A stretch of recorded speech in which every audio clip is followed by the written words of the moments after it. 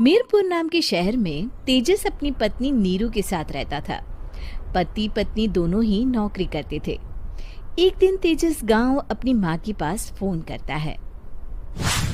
Hello, प्रणाम माँ। जीते रहो माँ, तुम दादी बनने वाली हो हैं? अरे वाह, ठीक है बेटा, मैं कल ही आती हूँ। जब माँ जी शहर पहुंची तो बेटे बहू ने बहुत अच्छे से स्वागत किया। लीजिए माँ जी, चाय। अरे गर्मा गर्म पकोड़े ले आओ माँ के लिए। नीरू रसोई में गई और 2 मिनट में ही पकोड़े ले आई। जी ये लीजिए। बहू जादू से बनाए हैं क्या? अभी तो रसोई में गई थी। यम्मी। माँ जी, शीला रसोई में पकोड़े तल रही है, मैं बस लेकर आई। हे भगवान, मेरा धर्म भ्रष्ट कर दिया तूने। अब तो गंगा जल से शुद्धिकरण करना होगा। दूसरे दिन, माँ जी मैंने नाश्ता बना दिया है, ऑफिस जा रही हूँ। पर अभी तो घर का सारा काम पड़ा है। शीला आती ही होगी, झाड़ू पोछा बर्तन कपड़े वो सब कर लेगी। हमारे जमाने में घर का सारा काम हम ही करते थे।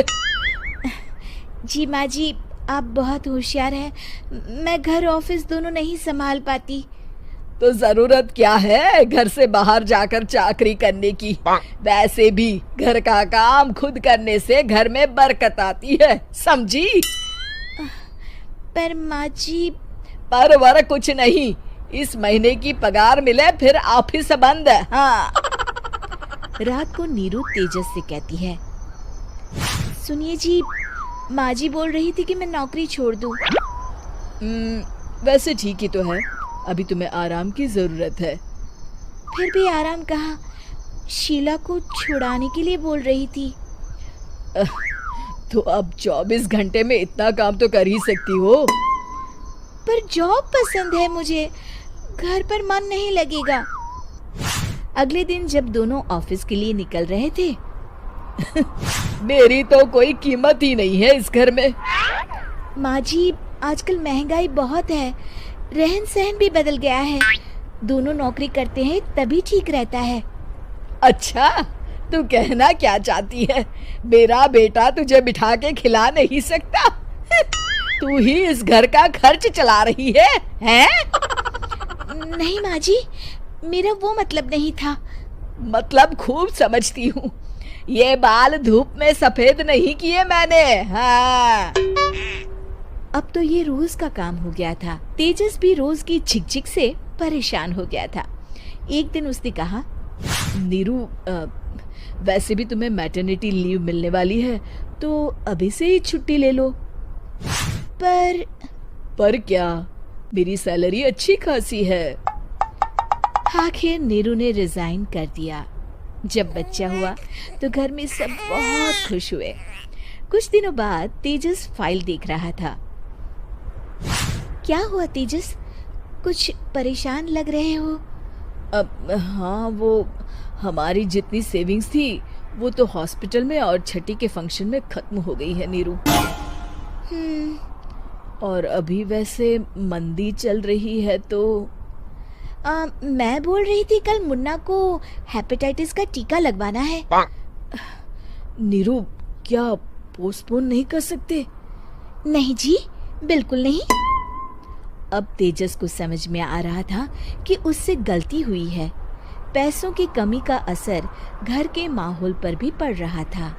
अगले दिन, बेटा मेरा चश्मा और ये दवाइयाँ ले आना, पर्चा देते हुए माँ जी ने कहा। जी। तेजस, मुन्ना के लिए दूध का डिब्बा और डायपर भी ले आना, और ये किराने के सामान की लिस्ट है, इसे भी लाना है। तेजस गुस्से में लिस्ट मरोड़कर फेंकता है और चिल्लाता है, पैसे क्या पेड़ पर उगते हैं? ये ले आना, वो ले आना। अरे पर ये जरूरत का सामान ही है। वो गुस्से में बिना कुछ कहे ऑफिस चला गया। अरे लंच तो ले जाइए। नीरू दौड़कर डिब्बा पकड़ाती है एक दिन खाना खाने के बाद, नीरू, अब तो मुन्ना कुछ बड़ा हो गया, तो अब तुम वापस ज्वाइन कर लो ना जॉब। पर इस रिसेशन में जॉब मिलना बहुत मुश्किल है। ट्राई तो करो। फिर मुन्ना, माँ जी है ना, और एक फुल टाइम मेड भी लगा लेंगे। पर माँ जी, उन्हें तो पसंद नहीं। तभी माँ जी वहाँ आ जाती है और प्यार से नीरू के सर पर हाथ फेरते हुए बोलती है, अब मेरी समझ में आ गया बहू, पहले के और अब के समय में अंतर है। तुम काम शुरू करो, मुन्ना की जिम्मेदारी मेरी। मेरी प्यारी माँ जी, ये कहकर नीरू उनके गले लग गई।